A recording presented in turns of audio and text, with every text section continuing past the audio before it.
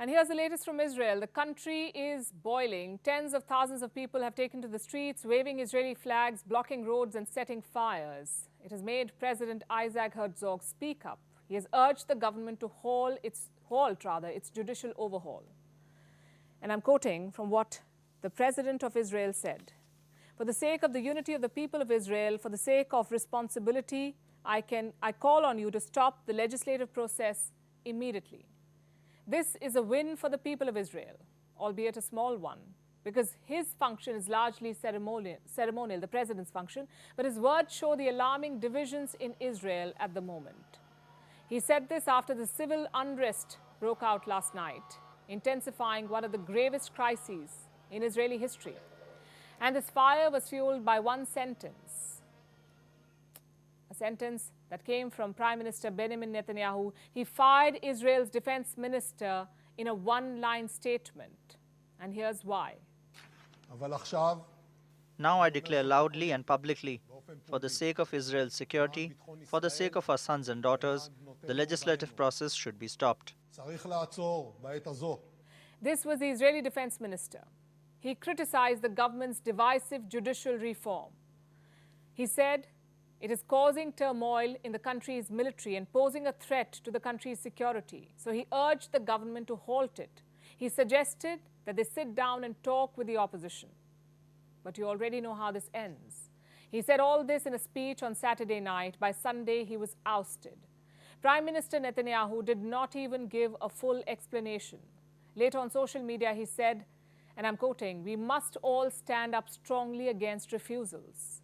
Instead, there were others who began standing up to Netanyahu. Chaos unleashed. Demonstrations began late at night in and around Tel Aviv. But this is not democracy. This is a new form of regime, what they call a procedural democracy or a hollow democracy. The atmosphere is incredible, historic.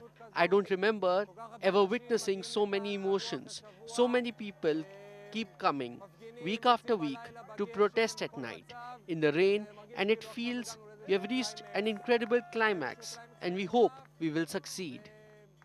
נראה לי שהבנו כולנו ממש היום שהדיקטטורה החלה, ואני ישבתי על הספה בבית כבר עם פיג'מה והרגשתי שאני חייבת לבוא, כי הפיטורים של גלנט הם ממש היו צעד מאוד מאוד חריף, שאני חושבת שלא חשבנו שכבר נגיע אליו בשלב הזה, וזה ממש מפחיד. And now Israel has been brought to a standstill. It is facing a historic general strike. Highways have been blocked. Crowds broke through police barriers outside the Prime Minister's residence. We went to the Prime Minister's residence, and afterwards we got dispersed by the water spray. I got sprayed into my face directly, and then we just went here, like all of us. It was never as big as it was today. Over 24 mayors have gone on a hunger strike. Flights were halted. Many malls, restaurants and universities are closed. Israel's Consul General in New York has resigned, and the country's largest workers' union has joined the strikes. The defense minister, Yoav Gallant, is fired, dismissed like this. What are we, a banana republic? But this is not surprising. The crisis that began weeks ago is only deepening, set off by the government's attempt to give itself greater control over the selection of Supreme Court judges, limiting the court's authority over parliament.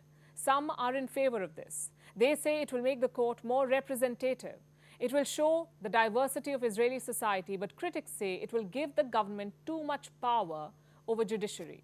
It will remove the few checks and balances that exist. And for weeks, this has invited massive protests, tensions with the Biden government in the US, and unrest in the military. Now there's a rift in the governing coalition, because this decision only goes to show that Netanyahu remains defiant, and his recent move is a clear signal. It shows that he intends to proceed with a final vote in the parliament this week. But if Netanyahu thought that this decision will help him, he may have been wrong. It seems like his decision has backfired, for Israel has not seen protests that match the intensity of this one. The protests were so fierce, lawmakers started coming forward with doubts. Opposition also jumped on the chance. I call on Israel's government, the Likud, to come to their senses, to stop the legislation and come talk to us. We don't have to crash. We don't have to fall apart. There are solutions. Lapid called the sacking of the defense minister a new low for Israel, echoing the emotions of many. There is no precedent in Israel's history for a security minister to get fired because he warned of a security danger, something required by his position. So why would Prime Minister Netanyahu choose to force such a drastic move? Critics say he could not have expected such massive backlash. Others say he's getting angsty over his ongoing corruption trial.